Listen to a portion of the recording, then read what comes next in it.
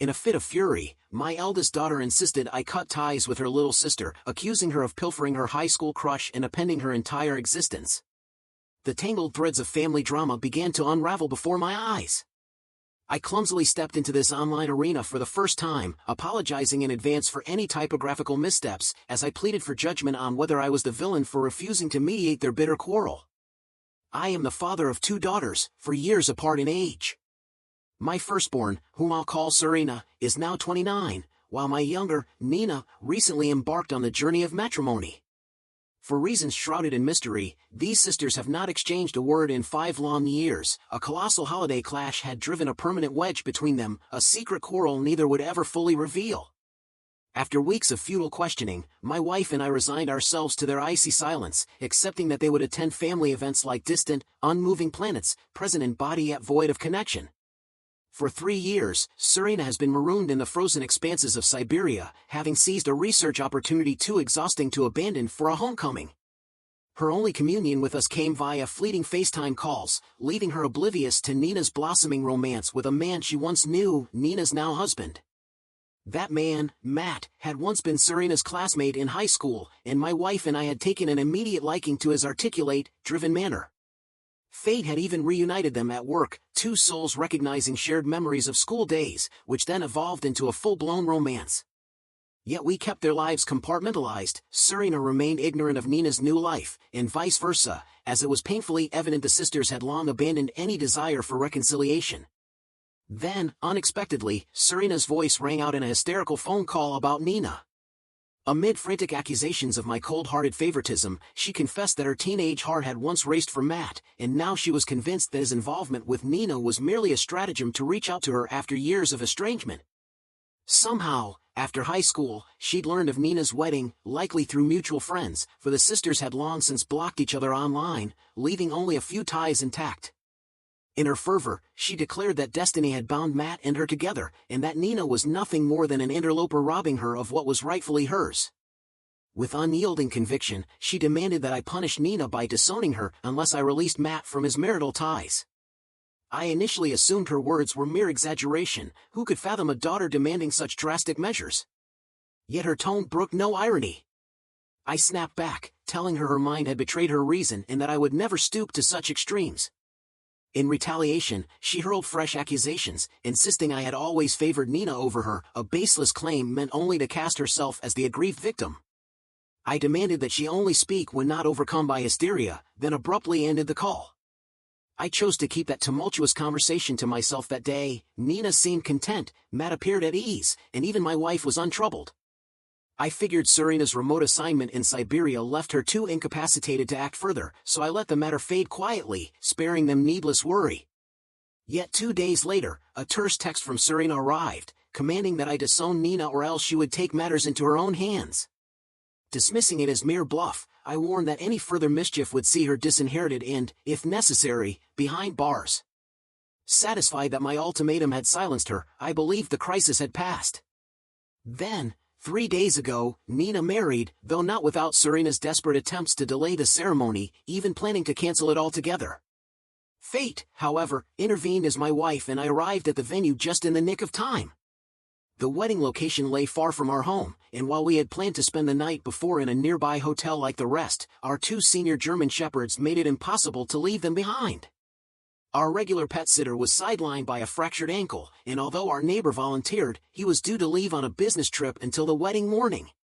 Trusting no one else with our beloved dogs, and respecting Nina's own reluctance to entrust them to a new caretaker, we resolved to remain at home the night before, departing the next morning only once our neighbor had retrieved them.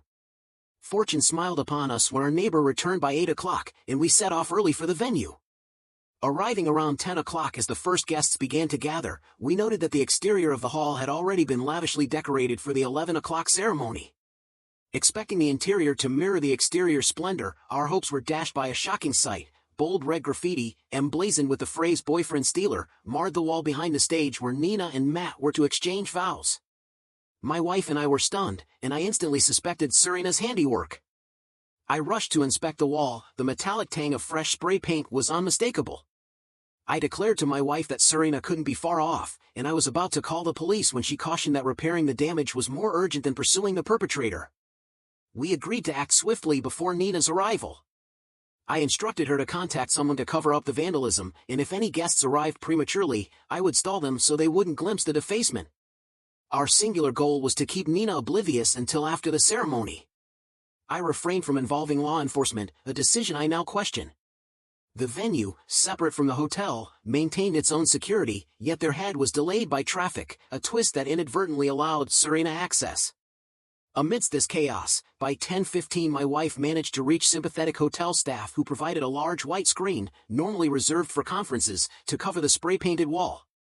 The hotel's proximity enabled the swift delivery and mounting of the screen on the stage. Though its appearance was slightly out of place, the staff even added playful hearts around Nina Matt to soften the visual void. With the unsightly message hidden, we exhaled in relief, knowing that Nina would not have to face it before the ceremony began. Soon, the security team arrived, ensuring that Serena could not slip in even if she attempted to return. At around 10:30, as the first guests trickled in, the restored scene allayed our worries. Nina finally arrived, and after a tender first look, I walked her down the aisle. Though she showed a fleeting surprise at the white screen behind the stage, she neither questioned it nor mentioned it, and the ceremony proceeded without a hitch. Only afterward did she inquire about the screen, and that was when I revealed the whole truth. After the reception, as everyone retired to the hotel for the night and planned to head home the next day, Nina and Matt visited our room. They asked why a screen had been erected behind the stage and why a potent spray paint odor lingered in the air. Until that moment, I had kept Serena's misdeed a secret, even from my wife, but then I unburdened myself with the entire account. As the details unfolded, Nina and Matt expressed sincere gratitude for my actions, though my wife seethed with anger. While Nina and Matt lauded my efforts to keep Serena from sabotaging the ceremony or unsettling their minds, they promised to explain everything once back from their honeymoon. Left alone in our hotel room, my wife unleashed her fury, accusing me of irresponsibility and foolishness, insisting that I should have known better. I couldn't fathom her anger, as everything had ultimately worked out. When I pressed for her reasoning, she charged that I suffered from a savior complex, that I should have warned Nina, Matt, and even her at the first sign of trouble, for the incident could have escalated far beyond a spray-painted wall. She argued that Serena might have inflicted even greater harm on Nina or Matt, and that by hiding the truth, I had endangered them. I maintained that while Serena was clearly driven by jealousy and a touch of madness, she was unlikely to cause physical harm. Still, my wife insisted that my need to rescue everyone had been the catalyst for the crisis, and that had I warned them at the outset, Serena might never have breached the venue. Our disagreement erupted into a bitter quarrel, leaving us estranged in conversation for 3 long days. To be clear, I harbor no ill will toward my wife, even as her anger remains a perplexing weight. I only wanted Nina to see reason and understand that my actions were meant to protect her. Yet immediately after the wedding, she and Matt fled to Greece for their honeymoon, leaving me to wonder if I was indeed at fault and whether I needed to apologize. Update 1. 2 days after my original post, I took the advice offered by many and sat down with my wife to discuss her earlier words. Not being adept at deciphering hints, I soon realized there was more beneath the surface than just the incident with Serena at the wedding. Over dinner last evening, her mood had softened ever so slightly as she revealed that her grievances extended beyond that single episode, touching on countless occasions when I'd assumed the role of the ever-rescuing guardian, always striving to shield everyone's feelings. I recalled how, during the daughter's fallout 5 years ago, I had once attempted to deceive both Nina and Serena by inviting them to the same dinner on one day. When they arrived together, Serena stormed out, proclaiming that she could no longer abide sharing a room with her sister and warning that if I ever lied to her again, she would cut me off completely.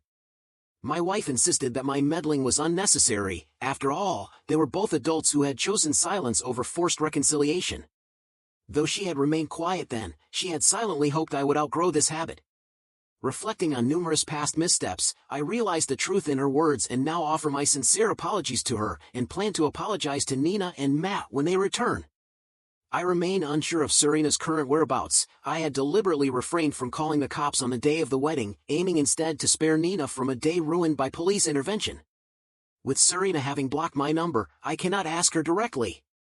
I suspect a friend of Nina's may have inadvertently revealed the wedding location to her, yet no one knew that Nina and Matt were departing straight from the hotel, ensuring that Serena remained in the dark. At last, My wife and I are on better terms now that I have acknowledged my mistake, and I hope to change this compulsive need to be everyone's savior. It serves no one well. Update 2. Nina and Matt returned from their honeymoon 2 days ago, and this morning they visited my wife and me to discuss an incident from the wedding.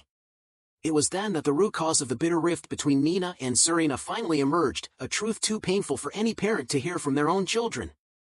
Around 5 years ago, during the height of their feud, Nina had been excitedly recounting a date with a certain man, this long before she met Matt.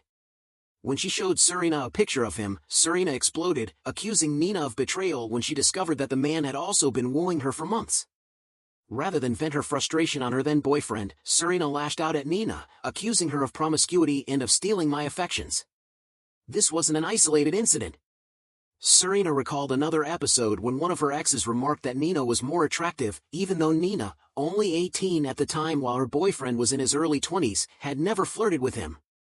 The insinuation was so creepy that it reignited old wounds. Although they had patched things up after that initial fight, the lingering accusation of sleeping around sparked a vicious confrontation that eventually led them to vow never to speak again. My wife and I were devastated and deeply uncomfortable with these revelations, questioning if we had somehow failed as parents. Yet the revelations were only the beginning. Nina confided that while in Greece, Serena had relentlessly harassed her online, unable to locate her in person, and even sent a text declaring that she had permanently returned, all in a bid to reclaim Matt. Now, Nina was preparing to secure a restraining order and change her phone number, determined to cut Serena out of her life for good. My wife nearly broke down upon learning of Serena's behavior. Even though she had long feared such an outcome, it was still shattering to confront the truth. Nina tried to comfort us, insisting we had been exemplary parents and that this was not our fault. Yet, we could not help but ruminate over what we might have done differently. Matt reassured us that he had never even spoken to or known about Serena in high school, so he couldn't fathom why she believed he loved her. He dismissed her delusions as mere madness, a matter entirely disconnected from us. He even pointed out that Serena had always given off a strange, unsettling vibe, a far cry from the popular image we once imagined. Nina and Matt confided that, in truth, she had been a loner, her volatile temper and sour attitude alienating everyone, despite hosting raucous birthday parties at our house every year that drew crowds only for the promise of free drinks. Realizing that our once-beloved eldest daughter was, in fact, a troubled schemer who manipulated her underage friends, we were heartbroken, but at least Nina and Matt were now taking steps to protect themselves. Update 3. Thank you for the overwhelming love and support. I believe this will be my final update for a while, now that the chaos has subsided. Nina and Matt recently secured a restraining order against Serena. It turns out she had been living just a few blocks from Nina, stalking her relentlessly, an unsettling revelation that has left us all shaken. Fortunately, Nina has since ended her lease and moved in with Matt, and with the police's assistance, Serena was located and her harmful intent clearly established. Her erratic behavior at the hearings only worsened her case, and she has been held financially responsible for the vandalism at the wedding venue. In a final act of severance, my wife and I disinherited her entirely, rewriting our will to leave her nothing. The sole exception is a diamond bracelet my mother bequeathed to each of my children, destined to be theirs only after I am gone. Though I could not strip away that legacy, Serena will inherit nothing from our considerable estate. My wife and I had once run a thriving business until we voluntarily retired 2 years ago, and while I had planned to split its shares between our daughters, circumstances now dictate that it be allocated solely to Nina and Matt. We have not yet informed Serena, knowing she would react bitterly, and there is little reason for her to learn of it until she can no longer interfere. Sure, she might contest the will after we're gone, but we doubt her case would hold up in court once her appalling behavior is revealed. She has cut off all contact with us, so while we feel relatively safe, we have nonetheless heightened security around our home and remain ever vigilant. For now, there is no immediate danger, but if she dares to speak, I will not hesitate to call the police, for with her, one can never predict what comes next.